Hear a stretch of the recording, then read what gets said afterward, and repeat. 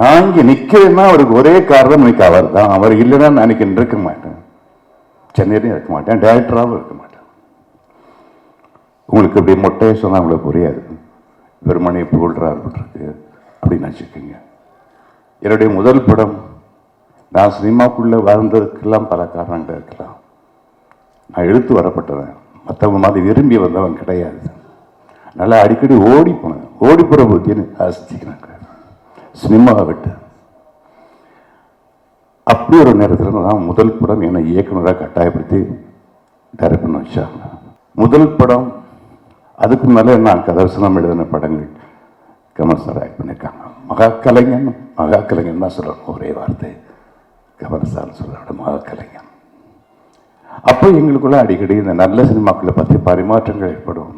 அவங்க நிறைய நல்ல சினிமாக்களை பற்றி டிப்ஸ் கொடுத்துட்டே இருப்பாங்க, பேசிகிட்டு இருப்பாங்க. அதுலேருந்து என் மைண்டுக்குள்ள போயிட்டே இருக்கும். எனக்கும் தமிழ் சினிமாக்கள் மேலே பெரிய வெறுப்பு ஆரம்பத்திலேருந்து. கடைசியில் நான் சினிமா இண்டஸ்ட்ரியில் நிரந்தரமாக நிற்க வேண்டிய கட்டாயமே ஏற்பட்டுச்சு, டைரக்டராக வேண்டிய கட்டாயமே ஏற்பட்டப்போ முழுடம் என் ஃபர்ஸ்ட் ஃபிலிம். அப்போது அந்த படத்துக்கு பெரிய சேலஞ்சிங்காக இருந்தது. எனக்கு என் டேஸ்ட்டுக்கு ஒருத்த கேமராவன் எனக்கு முதல்ல கிடைக்கல. அப்புறம் கமல் சார்கிட்ட போய் நான் சொன்னேன், கமல் சார் எனக்கு பெரிய ப்ராப்ளமாக இருக்குது, நல்ல கேமராமேன் எனக்கு கிடைக்க மாட்டேங்கிறாங்க, நல்ல டேஸ்ட் உள்ளவங்க கிடைக்க மாட்டேங்கிறாங்க.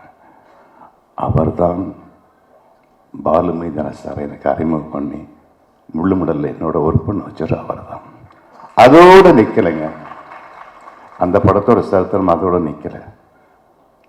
இன்னைக்கு வரைக்கும் முள்ளுமுடலை பேசுகிறீங்க, அதை டைரக்ட் பண்ண என்னை பற்றி பேசுகிறீங்கன்னா அதுக்கு நான் நத்திங் ஆகினா ஒன்றுமே காரணம் இல்லை. அந்த மகா கலைஞன் தான், பிறவி கலைஞன் தான். படம் எல்லாம் முடிஞ்சு போச்சு. அந்த படத்துக்கு ப்ரொடியூசர் ரொம்ப நல்ல மனுஷன், வேணி செட்டியார். அவருக்கும் ஒளிப்பதிவாளர் பாலுமேந்திராவுக்கு சில மிஸ் அண்டர்ஸ்டாண்டிங், அது போக டபுள் பாசிட்டிவ் வேற பார்த்துட்டாரு ஒரு சந்தர்ப்பத்தில். ஆனால் டபுள் பாசிட்டிவ் பார்க்கும்போது கூட அந்த கதைக்கு, அந்த படத்திற்கு உயிரோட்டமாக உள்ள அடித்தளமான மிக மிக முக்கியமான ஒரு காட்சியை எடுக்காமையே விட்டுருந்தேன். பேட்ச் ஒர்க்கில் பார்த்துக்கலாம் அப்படின்னு சொல்லிட்டு. அதுக்கு முன்னால் டபுள் பாசிட்டிவ் பார்த்த ப்ரொடியூசருக்கு வந்து படத்தில் டைலாக்கே இல்லை, எல்லாம் சைலண்ட்டாக போயிட்டுருக்கு, அங்கே ஒரு வார்த்தை இங்கே ஒரு வார்த்தை வருது அப்படின்னு சொல்லிட்டு எனக்கு நான் திட்டின்னு என் மேலே பயங்கர கோபம். But is a nice man. என் மேலே ஒரு கோபம், ஒளிப்பதிவோட பாலுமேந்திரா மேலே ஒரு தனிப்பட்ட முறை ஏதோ விரோதம். ரெண்டு காரணத்தையும் அந்த சீனை எடுக்க மாட்டேங்கிறாரு. நான் அந்த ஷூட் பண்ணுறதுக்கு நான் ஒன்றும் காசு தர மாட்டேன், நான் ஒன்றும் பண்ண மாட்டேன். அது இந்த செந்தாழ மூவில் வந்தாடும் தென்றல் ஒரு சாங் வரும், அதுக்கான லீட் சீன். அந்த பாட்டையும் தூக்கிடுங்கிறார். பாட்டையும் தூக்கிட்டு இந்த சீனையும் எடுக்காம விட்டால் அந்த படம் ஒன்றுமே இல்லை. குறப்பிரசமாக வெளிவந்து அது மறக்கப்பட்டிருக்கும், நானும் காணாமல் போயிருப்பேன். அந்த சந்தர்ப்பத்தில் ஆழ்வாரப்பேட்டையில் அந்த பிறவி கவிஞன் வீட்டில் உட்காந்து நான் பேசிகிட்டு இருந்தப்போ இந்த மாதிரி மிஸ்டர் கமல், நான் அவர்கிட்ட உதவின்னு கூட கேட்கல, அதுதான் எனக்கு உதவி செய்யுங்கன்னு கூட நான் கேட்கல. அவர்கிட்ட போய் இதுதான் சுச்சுவேஷன், எனக்கு தெரியல, பைத்தியம் அடிக்கிற மாதிரி இருக்குது, எதுக்கு டயட் பண்ண வந்தோன்னு இருக்கு அப்படின்னு சொல்லிட்டு இருக்கும்போது கொஞ்சம் கண்டு போனார், நேரம் வேணிச்சுட்டு யார்கிட்ட போனார். என்னது இது வரைக்கும் அப்போ அந்த நிலைமையில கூட இந்த கலைஞன், மகா கலைஞன் அந்த படத்தை பார்க்கல, நான் எடுத்த படத்தை பார்க்கல. என் மேல உள்ள நம்பிக்கையினால எனக்காக பறிஞ்சிட்டு ப்ரொடியூசர்கிட்ட போறாரு. ப்ரொடியூசர்கிட்ட போய் எவ்வளோ வாதாடி பார்க்குறாரு.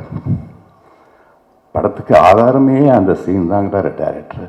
ரொம்ப கெட்டிக்கார் பையன் மகேந்திரன், எனக்கு நம்பிக்கை இருக்கு அவர் மேல, தயவு செஞ்சு அந்த சீனை எடுக்கிறதுக்கு ஹெல்ப் பண்ணுங்க, வீம்பு பிடிக்காதீங்க அப்படின்னு சொன்னப்போ அவர் தலைகளாக நின்றார். முடியவே முடியாது.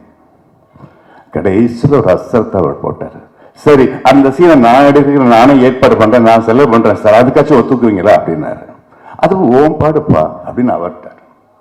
உடனே மறுநாளே இந்த பிறவை கலைஞன், மகா கலைஞன், கிரேட் ஹியூமன் பீயிங் அப்படித்தான் நான் சொல்லுவேன். ஏன்னா அந்த கிரேட் ஹியூமன் பீயிங் இல்லைன்னா இப்படி ஒரு அக்கறை, ஒரு மனித நேயமும் யாருக்கும் வர சான்சஸ் இல்லை.